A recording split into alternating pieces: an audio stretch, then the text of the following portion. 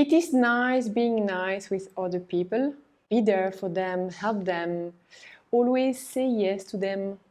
Yet at some point it can become a problem. You may start to feel that people do not really appreciate what you do for them. You might realize that they're actually taking advantage of you. And you might start to feel a bit of resentment or bitterness. Why isn't it such a good idea to please people all the time? And why daring to say no would actually be beneficial for you? Hi, I'm Virginie from RéalISE Coaching. Welcome to this new video.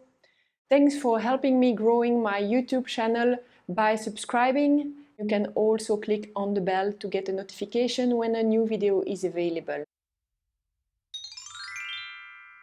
There are definitely some benefits of being a people pleaser. People like to have you around because you are nice, positive, you are easygoing because you always say yes.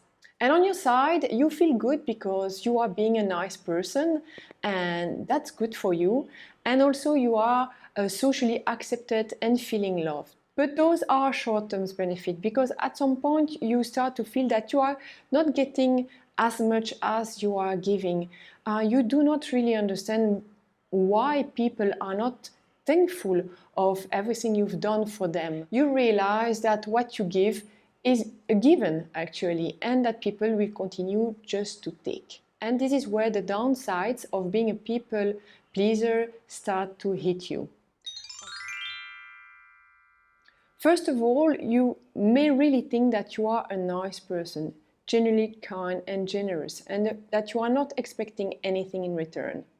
But actually being kind and being a people pleaser, saying yes all the time, is a way for you to get acceptance, recognition and love.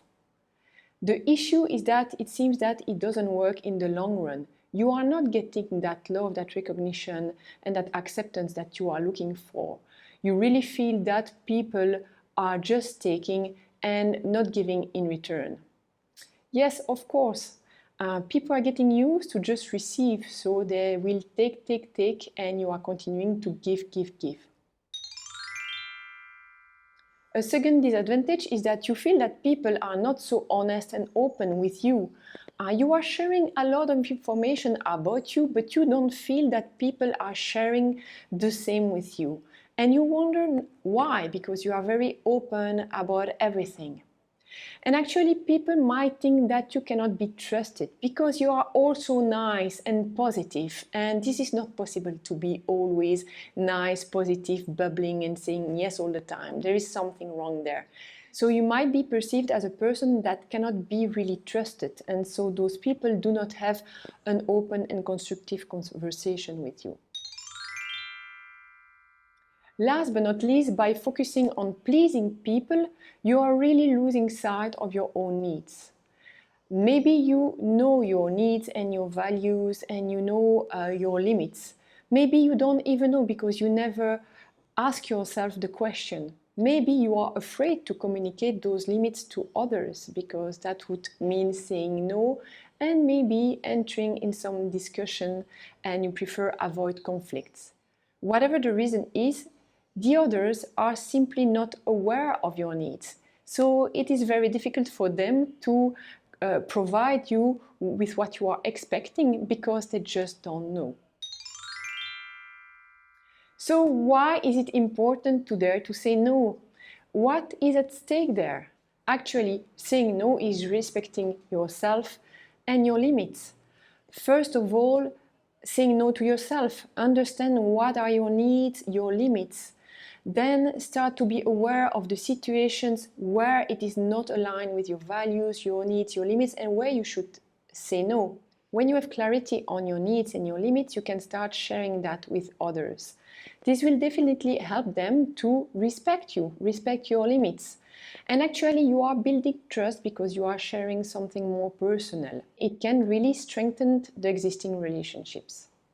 Of course, it might be that you lose some relationships, but really was it worth it if it was a one-way direction?